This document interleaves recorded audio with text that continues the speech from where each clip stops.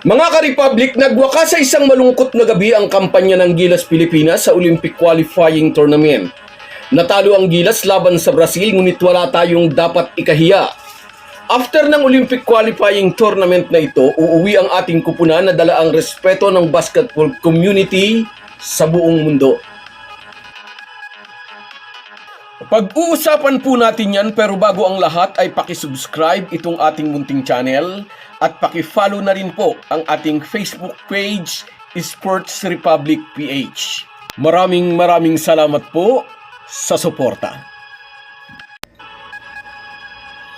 Mga ka-Republic, ayun na nga po, nabigo ang Gilas na maka-advance sa final sa Olympic Qualifying Tournament matapos silang talunin ang kupunan ng Brazil 71-60.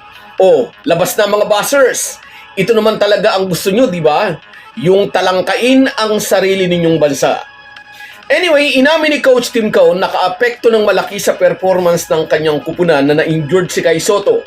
Sa pagkawala ni Kai Sotto, numipis ang frontline ng Gilas na nasamantala ng Brazil. Lumamang pa ang Gilas sa pagtatapos ng first quarter 22-12. At lamang pa rin ng 7 puntos ang mga Pinoy sa pagtatapos ng second quarter. Ngunit nag-iba na ang takbo ng kwento pagpasok ng second half. Nang araro na ng husto sina Bruno Caboclo, former NBA player, at si Marcelo Huertas na naglaro rin para sa LA Lakers at Houston Rockets. Sabi nga ni Gilas Coach Tim Cone, wala siyang sinisisi pero naapektuhan nga raw ng malaki ang kanilang laro sa pagkawala ni Kai Sotto sa rotation.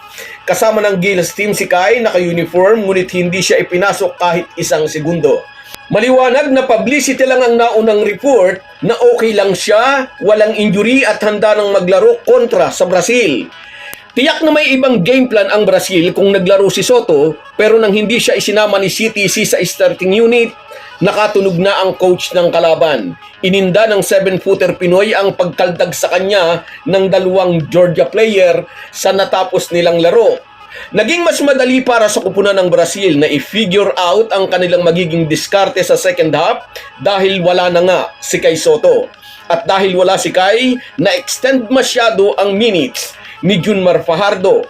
Naging markado rin si Justin Brownlee sa buong laro. May bantay si JB kahit saan magpunta. Malinaw ang game plan ng Brazil laban sa Gilas naturalized player. Hindi nila hahayaang magpatuloy ang 27.5 average nito sa torneo. 8.5 rebounds and 8.5 assists. Tagumpay ang taktika ng Brazil. Nalimitahan nila si Justin Brownlee sa 15 points. Sa higpit ng depensa kay JB, nag-commit pa ito ng 3 turnovers. Mga buzzers, lumabas na kayo at magsaya. Ito naman ang gusto nyo, di ba? Anyway, ikinuwento ni Jorginho Di Paula, isa sa mga star player ng Brazil, pati na si Lucas Diaz, isang araw daw bago ang pakikipagharap nila sa Gilas ay kinausap sila ng kanilang coach. Mahigpit daw ang bili ni Coach Alexander Petrovic na bantayang mabuti si Brownlee. Kailangan daw malimit nila below 48% ang percentage ng Gilas naturalized player.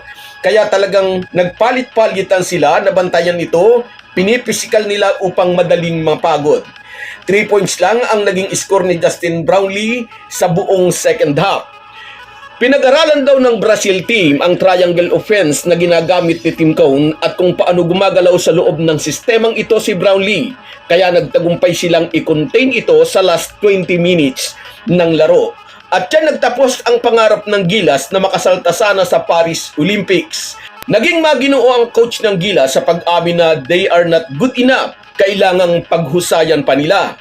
Ngunit maraming Pilipino ang naniniwala na napakalaking hakbang ang nagawa ng Gilas sa Olympic Qualifying Tournament na ito. Nakuha nila ang respeto ng mga teams sa Europa. Yung mga bastos na buzzers lang naman ang walang respeto. Habang ang mayorya ng mga Pilipino ay nagsasaya sa achievement ng Gilas, ang mga bastos na buzzers ay lagi at laging kukuda at mamimintas. So guys, yan lang muna. Hanggang sa muli.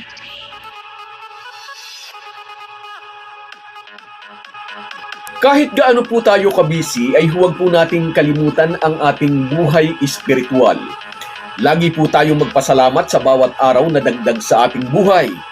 Malaki po ang maitutulong ng pananalangin araw-araw. Isang paalala po, mula sa inyong Halo-Halo Esports Republic.